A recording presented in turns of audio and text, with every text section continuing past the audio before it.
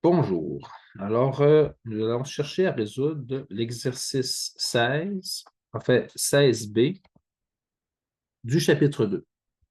Essentiellement, alors nous avons deux charges, une charge positive de 2Q et une charge négative de moins Q, et on cherche un endroit où, ailleurs qu'à l'infini, le champ électrique résultant est nul sur l'axe des x. Alors, 2Q est placé à x égale 0, alors que moins Q est placé à x égale 6 mètres. On va aller avec un tableau blanc. Voilà. Alors, je vais tout simplement dessiner un système d'axe. Donc, référence traditionnelle, y et x, tel que prescrit par le problème. Alors, on me dit que la position x égale 0 mètre. Je me trouve avoir une particule. Alors, moi, je vais nommer. Quand je parle de charge, on parle d'une charge de 2Q. Alors, moi, je vais l'appeler Q1. Alors, ici, à x égale 0, j'aurai une charge positive. Je la nomme Q1. Donc, dans le problème, on l'appelait 2Q. Moi, je vais la nommer Q1. Alors, je vous conseille de faire ça, en fait, c'est-à-dire que je vous conseille essentiellement de nommer d'une façon particulière chacune des vos charges plutôt que d'utiliser les valeurs qui sont proposées par le problème. Et ensuite, on dit qu'à x égale 6 mètres, pardon, je retrouve une charge négative. Alors, moins Q, c'est la valeur qu'on me donne. Moi, je vais la nommer Q2. Alors, j'utilise les Q minuscules puisqu'on me parle de charge ponctuelle. Alors, cette charge-là qui se situe ici, elle sera négative.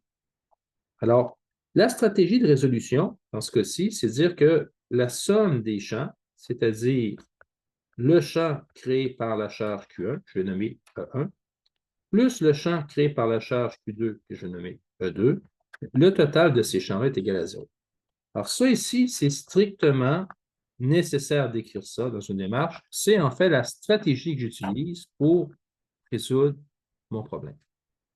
Alors, si j'avais une troisième charge et que je voulais que le total des champs crée un champ résultant nul, ben, je pourrais écrire E1 plus E2 plus E3. En fait, attention, c'est important, cette façon d'approcher le problème est différente de dire que E1 est égal à E2. Hein, que peut-être une approche que vous avez vue au secondaire quand vous cherchez un endroit où les trucs s'annulaient, les forces s'annulaient. Alors, moi, pour résoudre ça ici, puisque j'ai des charges ponctuelles, alors, ça signifie que le champ E1 serait en fait K fois Q1. J'utilise la formule pour le champ créé par une charge ponctuelle. Et dans cette stratégie-là, j'ai besoin de la grandeur d'un vecteur, donc je vais nommer R1, donc un vecteur qui partirait de la charge Q1 et qui se rendrait à un endroit particulier. Alors, le vecteur R1, c'est ça. Si, par exemple, moi, mon hypothèse, c'est que la solution se trouve ici, entre Q1 et Q2, mais le vecteur R1, c'est un vecteur qui partirait de Q1 et se rendrait donc ici à l'endroit que je cherche. Alors, pour l'instant, je ne sais pas où sera situé cet endroit parce que c'est essentiellement ce que je cherche. Alors, voici l'équation pour trouver le champ 1. Et à ça s'ajoute l'équation pour le champ créé par Q2. Donc, dans ce cas-ci, je vais définir un vecteur R2, c'est-à-dire un vecteur qui aura pour origine Q2 et qui va se rendre, dans le fond, à l'endroit où se trouve le champ E2. Alors, éventuellement, si je suis encore dans cette idée que c'est peut-être entre Q1 et Q2, ben, mon vecteur R2 serait donc comme ça ici, qui se dirigerait ici. Et j'ai besoin du vecteur UR2. Alors, l'idée, c'est que la somme de ces deux champs donne 0. Alors, moi, je sais que pour que le champ 1 et le champ 2, en s'additionnant, je vous rappelle, ce sont des vecteurs, en s'additionnant, donnent 0. Donc, il y a deux conditions à remplir. Premièrement, c'est que la grandeur de E1 et la grandeur de E2 soient égales. Et ensuite, que leur direction soit opposée. Donc, ce sont ces deux conditions que je dois respecter pour que le total donne 0. Alors, pour construire mes équations, j'ai besoin de définir mon vecteur R1 et R2. Or, puisque ce sont des vecteurs, c'est des quantités qui m'intéressent, mais qui sont orientées. Alors, pour définir mon R1, il faut que je pointe dans une direction en particulier. Alors, je ne peux pas créer d'équation menant à la résolution sans d'abord avoir une hypothèse de quel endroit ça pourrait être, puisque le vecteur R1 et R2 doivent se diriger vers la gauche ou vers la droite. Pour ça, il faut que j'ai une hypothèse de solution possible. Alors, tout à l'heure, j'évoquais que ça pourrait être ici, entre Q1 et Q2, mais je vais aller un peu plus loin. Alors, je reviens sur mes deux conditions pour avoir une somme égale à 0. Donc, je cherche un endroit où les deux champs sont égaux en grandeur, mais opposés en direction. Ah tiens, je vais garder cette idée-là. Alors, opposés en direction. Alors, je sais nécessairement que ma réponse est sur l'axe des X. Hein, c'est ce qu'on dit. Alors, moi, je vois qu'il y a trois régions possibles. Il y a à gauche de Q1, il y a entre Q1 et Q2, et il y aurait à droite de Q2. Alors, je vais désigner ça en les nommant. Donc, je vais dire qu'à gauche, ce sera la zone 1, la zone de Q, à gauche de Q1. Entre Q1 et Q2, j'appellerai ça la zone 2. Et à droite de Q2, la zone 3. Alors, pour chacune de ces zones-là, ce que je vais faire, je vais tout simplement illustrer la direction des champs. Alors, je ne le fais pas sur l'axe des X, je vais le faire un peu plus haut. Alors, si j'étais ici, et que je venais placer ma charge imaginaire positive, vous savez, cette charge qu'on garde toujours dans notre poche arrière du pantalon, alors je viens la placer ici, Q1 dirait à ma charge positive, va vers la gauche. Hein? Éloigne-toi. Donc, le champ E1 serait donc orienté comme ça vers la gauche. Là, vous comprenez, je le dessine en haut, mais je m'intéresse à ce qui se passe sur l'axe des X. Alors, sur l'axe des X, une charge positive serait donc repoussée par Q1. Mais, toujours sur l'axe des X, ma charge imaginaire positive serait attirée par Q2. Ah, tiens, le champ E2 serait plutôt orienté comme ça vers la droite. Alors, ce que je remarque, c'est que dans la zone 1, il y aurait une possibilité de solution, du moins, si dans la zone 1, le champ E1 et le champ E2 peuvent avoir la même grandeur, donc s'il existe quelque part ici, là, à gauche de Q1, un endroit où est-ce que la grandeur de chacun des champs est égale, mais le fait qu'ils sont orientés de direction opposée pourrait donc être une solution à la somme des champs égale 0. Alors, je retiens ça, zone 1. Alors, dans la zone 2 maintenant, n'importe où dans la zone 2, si je place une charge imaginaire positive, alors Q1 la repousserait. C'est-à-dire que si j'ai une charge positive sur l'axe des X, Q1 lui dirait plutôt éloigne-toi, charge positive. Alors que Q2 lui dirait plutôt approche-toi.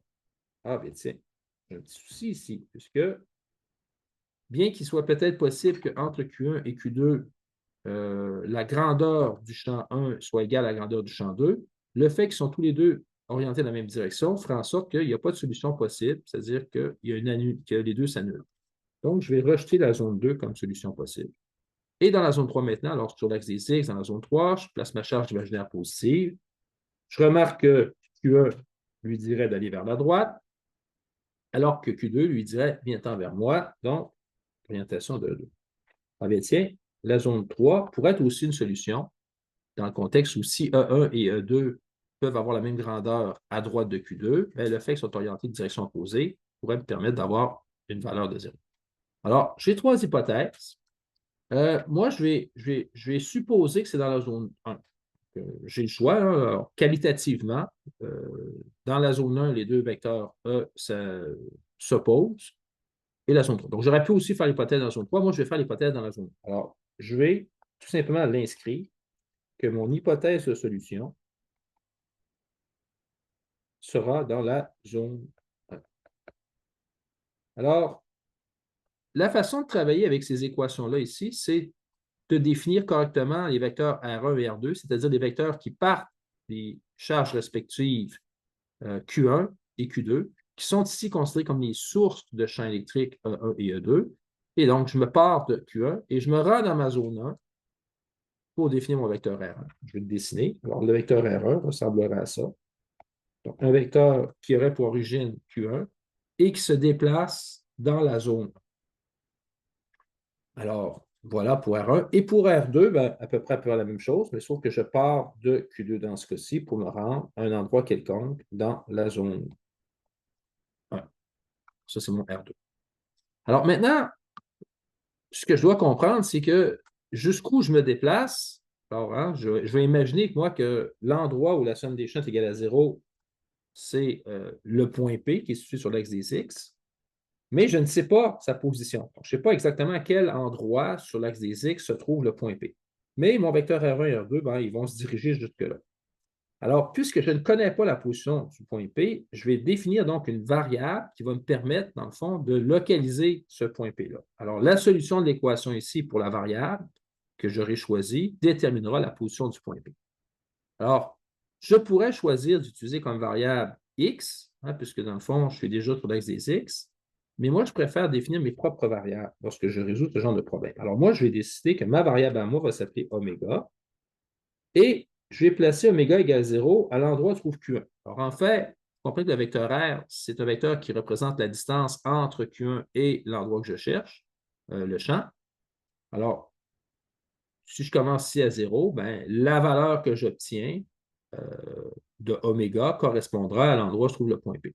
Alors, si par exemple le point P se trouve à x égale moins 2 mètres, ben, je pourrais avoir une valeur d'oméga correspondant à ça. Alors moi, puisque je me déplace toujours vers la gauche, à la fois pour trouver mon R1 et mon R2, ben moi, je vais faire que ma variable oméga sera donc positive vers la gauche, parce que je préfère travailler avec des valeurs positives. Je comprends qu'en réalité, par rapport à x, je ferai une valeur négative en x. Ben, c'est une des raisons pour lesquelles je ne prends pas x, que je choisis ma propre variable. Alors, si oméga est positif vers la gauche, de la façon que je le définis, ben, oméga sera négatif vers la droite. Alors, c'est bon pour ça. Alors, je vous rappelle quand même que je cherche à représenter un vecteur, ce qui fait en sorte que je vais quand même utiliser le référentiel cartésien x et y, mais uniquement pour définir mes vecteurs unitaires i et moins i. Alors, vers la droite, c'est plus i, et vers la gauche, ce sera moins i. Donc, je vais quand même utiliser le référentiel cartésien pour déterminer en coordonnées cartésiennes mon vecteur R1 et R2, mais plutôt qu'utiliser la variable x pour mon positionnement horizontal, je prends la variable que j'ai moi-même définie comme étant oméga. Alors, j'ai placé mon 0 à l'endroit où se trouve Q1, et j'ai défini que mon oméga était positif vers la gauche et négatif vers la droite.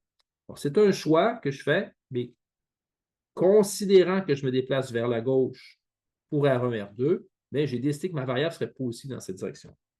Alors, je vous rappelle que de toute façon, qu'est-ce qui est important, c'est de définir mes vecteurs R1 et R2. Alors, la seule chose, c'est que je vais utiliser la variable oméga pour le localiser. Alors, ainsi, quand je me déplace jusqu'au point P ici, je serai à une valeur oméga positive, hein, parce que c'est comme ça que j'ai défini. Donc, je me trouve à R1, ben, c'est oméga, une valeur positive, mais la direction, elle, c'est les moins i, puisque je vais vers la gauche. Donc, si par exemple, j'étais à x égale moins 3 mètres, mais mon oméga correspondrait à plus 3 mètres, tout simplement. Donc, c'est juste une question de définition. Mais la direction, c'est bien vers la gauche, donc moins i. Maintenant, moi, ce n'est pas le vecteur R1 dont j'ai besoin, c'est sa norme. Donc, la norme du vecteur R1, ce sera oméga. Alors, en réalité, ce serait la valeur absolue d'oméga, mais pour deux raisons, je vais juste laisser oméga. Première raison, c'est que j'ai déjà défini oméga qui serait positif. Et deuxièmement, puisque ça va se retrouver au carré, même si ça avait une valeur négative, elle va disparaître. Fait que je vais laisser oméga comme ça. Et j'ai besoin aussi de connaître le vecteur unitaire de R1. Alors, je vous rappelle là, rapidement, les vecteurs unitaires sont des vecteurs qui sont dans la même direction que le vecteur d'origine, en l'occurrence ici R1, mais dont la norme est 1. Donc, ça veut dire que mon vecteur U R1, c'est un vecteur comme ça ici, qui est dans la même direction que le vecteur 1, mais dont la grandeur serait 1. Je vais représenter ici plus petit là, que R1 pour évoquer cette idée. Dans tous les cas, comment obtenir le UR1? Bien, je divise R1 par sa norme. Bon, oméga moins I divisé par oméga, donc ça me donne une direction uniquement, moins I. Alors, si je remplace dans mon équation, ici, j'ai donc K fois Q1. Alors, Q1, on a dit que c'est égal à 2 fois Q. Le signe est important, donc je le maintiens. Alors, pourquoi le signe est important? C'est qu'en fait, la direction du vecteur E1 sera donnée comme la combinaison du vecteur UR1, en l'occurrence ici moins I, et du signe de Q1. Q1 étant positif, mais je m'attends que le champ E1 soit dans la direction positif fois moins I, donc dans la direction des moins I. Effectivement, c'est ce qu'on avait déjà dessiné. Le E1, on l'avait déjà observé, qui devrait être vers la gauche. Et je divise ensuite par la grandeur de R1, c'est-à-dire par oméga que je place au carré. Alors maintenant, j'ai besoin de définir le vecteur R2. Donc, le vecteur R2, quel est-il? Alors, je ne veux pas créer une nouvelle variable pour définir Q2 parce que j'ai une seule équation, donc je ne vais pas avoir deux valeurs variables. Alors, je vais utiliser l'oméga qui existe déjà. Alors, si je me rends au point P, j'ai déjà ici cette distance-là pour R2 qui est de oméga positif. Mais puisque je pars de plus loin, alors j'aurai donc oméga plus. Un peu, j'ai un petit souci là, avec mon ordinateur.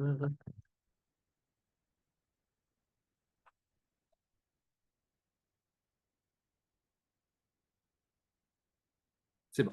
OK. Alors, mon R2, je le rappelle, je vais prendre la variable oméga pour définir R2. Alors, je me déplacerai de x égale 6 jusqu'à x égale 0. Donc, j'ai 6 mètres à faire, plus la valeur d'oméga que j'ai utilisée pour R1. Donc, le vecteur R2, c'est donc 6 mètres plus la valeur d'oméga. Dans la direction gauche, donc, moins. Alors, moi, je n'ai pas besoin du vecteur R2, j'ai besoin de sa norme. Donc, tout simplement, ça serait la valeur absolue de 6 mètres plus oméga. Je vais faire disparaître les unités, là, ça m'embête. Et oméga étant positif, toujours, ben, je ne vais pas travailler la valeur absolue, mais ça sera au carré de toute façon. Fait que je vais laisser ça comme ça. Et le vecteur UR2. Le vecteur UR2, encore une fois, c'est un vecteur de grandeur 1 qui essentiellement n'indique que la direction. Alors, puisque je me déplace vers la gauche, le vecteur UR2, c'est un vecteur qui ressemblera à ça et dont la grandeur sera égale à 1. Essentiellement, je divise le vecteur 6 plus oméga dans la direction moins i par sa norme, c'est-à-dire 6 plus oméga. Donc, j'obtiens essentiellement la direction moins i. Alors, je remplace ça encore une fois dans mon équation qui est ici. Alors, K fois la grandeur, fois la valeur de Q2, c'est-à-dire moins Q. Le signe est important, comme je l'ai dit, c'est que la direction du vecteur E sera donnée comme combinaison du vecteur UR2 et du signe de Q2. Alors, dans ce cas-ci, j'ai un signe négatif, une direction aussi négative en I. Donc, moins et moins devient plus. Donc, je m'attends à avoir un champ E2 qui devrait être orienté vers la droite, donc dans les plus I. Effectivement, c'est ce que j'avais déterminé déjà. En plaçant une charge imaginaire positive, j'avais déjà déterminé qu'elle serait attirée par Q2. Alors, les mathématiques vont me donner aussi cette même direction. Alors, la norme maintenant ici au carré, donc 6 plus oméga. Donc, ça revient au même, je vais l'écrire comme je l'ai écrit tout à l'heure. Donc, 6 plus oméga au carré. Alors, tout ça égale 0. Alors, je vais juste faire un peu de nettoyage dans mon équation. Alors, je vois ici que moins fois moins, ça donne plus. Donc, je vais garder ça de ce côté-ci puisque c'est positif. Et cette portion-là est négative. Elle deviendra positive de l'autre côté de l'équation. Donc, le moins fois moins devient positif. Donc, j'ai donc ici K fois Q dans la direction des I sur 6 plus oméga au carré. 6, c'est pas j'ai. 6 plus oméga carré. Et la portion ici qui est négative devient positive de l'autre côté de l'égalité. Donc, j'ai 2 fois K fois Q. Le moins I devient donc positif de l'autre côté, I sur oméga au carré. Donc là, je fais un vrai nettoyage. Tout ce qui est identique de chaque côté de l'équation, je vais le faire disparaître. Donc, K n'est pas besoin, Q n'est pas besoin, I n'est pas besoin. Alors, je reviens, dans le fond, à réécrire mon équation. Mais là, je vais faire des produits croisés. Donc, ça fois 2, ça fois 1. Ici, ben, juste 1. Donc, ça devient oméga carré est égal à 2 fois 6 plus oméga au carré. Donc, oméga carré reste tel quel. Et là, ben, j'ai à élever 6 plus oméga au carré, donc 36 plus 12 oméga plus oméga carré, tout ça fois 2. Donc, j'obtiens 72 plus 24 oméga plus 2 oméga carré. Alors, si je rapatrie mon oméga qui était à gauche vers la droite, j'obtiens donc que j'ai 0 ici et j'ai oméga au carré plus 24 oméga plus 72. Donc, deux solutions possibles pour oméga. Oméga est égal à... Alors là, je résous l'équation quadratique, là, vous comprenez. Donc, je vais faire sur ma calculette rapidement. Donc, j'obtiens une solution oméga égale moins 3,5. Alors, ça va être des mètres. Pourquoi? Ben, c'est que si j'avais respecté toutes mes consignes correctement en mettant les unités de mesure du système international dans mes équations, ben, je m'attends d'avoir des distances, en fait, en mètres, puisque c'est l'unité de mesure du système international. Alors, c'est pour ça que j'ajoute moi-même les mètres ici. Donc, une solution. L'autre solution, moins 20,5. J'arrondis, là, ce n'est pas exactement 20,5, je crois que c'est 20,48. Bon. Alors, deux réponses négatives. Catastrophe. Alors, en maths, on vous a appris qu'il va y avoir négative, on jette ça aux poubelles, mais ce n'est pas le cas en physique. Alors, on va revenir tout simplement sur comment j'ai défini ma variable oméga. Alors, pour moi, elle était positive vers la droite, la variable oméga. Donc, le fait que j'obtiens deux valeurs négatives signifie que ce n'est pas dans la zone 1 la réponse. Alors, ma réponse n'est pas dans ma zone 1, puisque pour être dans la zone 1, mon oméga aurait été positif. C'est ça que j'ai défini moi-même. Donc, je vais m'en tenir à ma définition. Alors, le fait que c'est négatif, ça veut dire que je suis plutôt vers la droite ici. Alors, première réponse, moins 3,5. Donc, je suis à peu près ici, là, entre Q1 et Q2.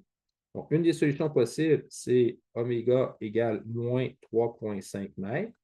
Alors, dans ma zone 2, je vous rappelle que les deux champs sont dans la même direction. Alors, qu'est-ce que ça signifie? Alors, les oméga, dans le fond, sont obtenus à partir de l'équation ici, où essentiellement, j'ai la grandeur de E1 est égale à la grandeur de E2. Hein, les I étant disparus, ce n'est plus une équation vectorielle. Donc, à oméga égale 3,5 mètres, j'ai donc les deux champs qui ont la même grandeur, mais puisqu'ils sont dans des directions identiques, ils ne peuvent pas s'annuler. Donc, je rejette la valeur d'oméga moins 3,5. Et étudions maintenant la valeur oméga égale moins 20,5. Alors, moins 20,5, vous comprenez que j'ai moins 6 pour me rendre à Q2. Et si je me déplace encore de 14,5 mètres, j'arrive ici à la position oméga égale moins 20,5 mètres, ce qui correspond à la zone 3. Alors, la zone 3 étant effectivement une des solutions que j'avais retenues. Alors, étudions ce que ça signifie. Alors, oméga égale moins 20,5 mètres, ça veut dire qu'à cet endroit-là, la grandeur de E1 est égale à la grandeur de E2. Et, comme on avait déjà identifié, les deux champs s'opposent en direction. Donc, j'ai une solution possible ici. Alors, puisque c'est moi-même qui avais défini la variable oméga, alors ça, c'est quand même une bonne réponse par rapport à ce que j'ai construit. Mais si je veux donner une réponse en fonction du système, alors puisque mon oméga égale 0 correspondait à x égale 0, si je me trouve à oméga égale moins 20,5, je me trouve en fait à x égale 20,5 mètres. Donc ça peut être une solution plus universelle puisque j'utilise le système de référence du problème, ou je pourrais dire que c'est plutôt à 20,5 mètres à droite de Q1 que la somme des champs soit égale à 0. Voilà différentes façons de présenter la réponse.